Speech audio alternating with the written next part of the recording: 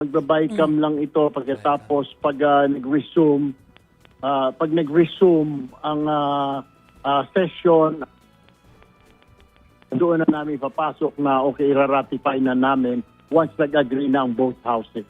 I see. And kailan po ang target date natin dito, Senator?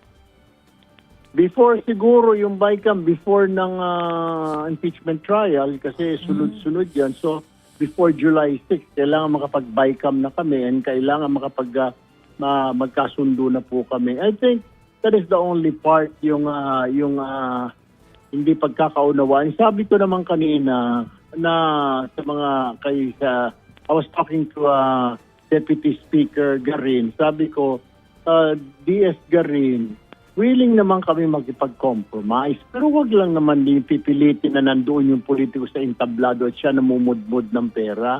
Because hindi naman natin pera. Number 2, ayaw ng tao makita yung politiko. Number 3, nagagamit kasi. Paano kung hindi may bubulong sa'yo, mayor o kung hindi bumoto sa atin yan, hindi mo bibigyan ng AX kasi hindi bumoto sa'yo.